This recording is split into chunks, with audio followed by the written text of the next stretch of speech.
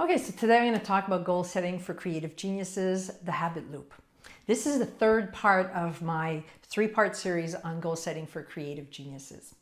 In the first lesson of the series, we discussed the importance of the big why, your reason for wanting to achieve this goal. In the second lesson, we looked at how you can improve your chances of making progress by taking consistent actions that lead to results. In this lesson, I'll share a model that you can use to turn results-driven routines into habits so powerful you'll practically be able to achieve your goal in your sleep. Okay, well, almost.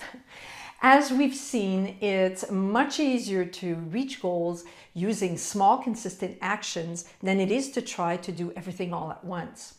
If you were able to make those small, consistent actions without thinking about them, you wouldn't need the willpower to reach your goals.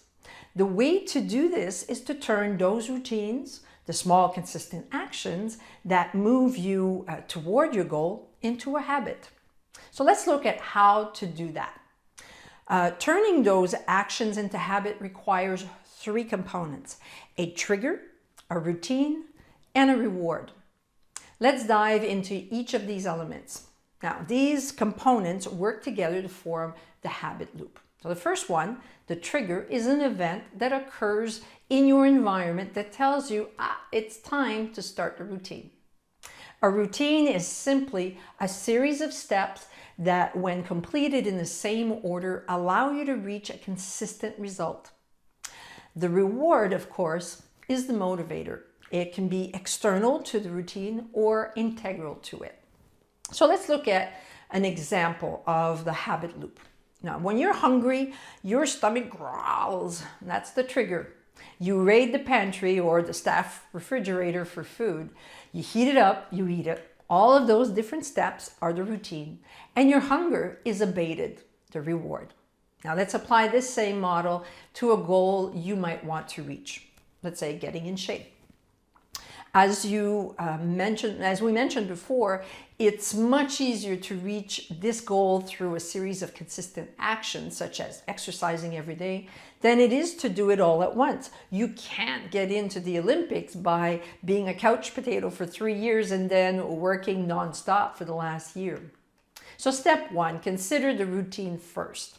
When you apply this strategy to reach goals such as getting in shape by exercising every day, you'll always want to look at the routine first. In this case, let's say you decide you want to run for 30 minutes every morning before work. Now, if you haven't run in a while, you might need to start with running 5 minutes a day, maybe even walking. Step two, identify a trigger that will remind you it's time to put on your runners and pound the pavement. Triggers can be auditory cues, such as reminders or alerts on your phone. Visual cues, such as keeping your runners next to your bed so your feet hit your shoes first when you wake up. A trigger can also be an event, such as waking up or eating breakfast. Choose one or more triggers to see what works best for you. So you've decided to set an alarm an hour before you usually wake up and to put your shoes next to your bed. Step three, determine how you'll stay motivated to continue. Ideally, the reward comes naturally as a result of the routine. Now, in this case, feeling healthy is its own reward, but you may need to spice things up, at least until you start feeling the health benefits of running. You may decide to reward yourself with a small piece of dark chocolate, my favorite. Read a magazine you enjoy. Watch a couple of cat videos on YouTube. Spend some time with friends, etc. The key is that the reward must be motivating for you. Eventually, these three elements will be linked in your mind so that the trigger not only reminds you of the routine, but also the promise of the reward that you'll get from completing that routine. Now, one client who works in real estate had wanted to increase his listings. He decided to use the habit loop to help make it happen. He chose his trigger as an appointment he made twice a week with a junior real estate agent he wanted to mentor to make calls. The routine that would lead to more listings was, of course, to call more prospects, among other things. However, he struggled to get this done, so he looked at the reward that might help motivate him. His reward initially was to have several prospect listings to visit, but his ultimate reward was to increase his standing in the real estate brokerage firm he was associated with. In other words, he wanted to be admired. The habit loop works for everyone, but as a creative genius, just remember that your rewards need to occur relatively quickly after completion of the routine. So now it's your turn. Let's go through the habit loop together. Now you can stop the recording to complete each of the steps that I'm going to be telling you about. Okay, so what results are you looking for? Step 1, what is a routine that will help you progress toward that result?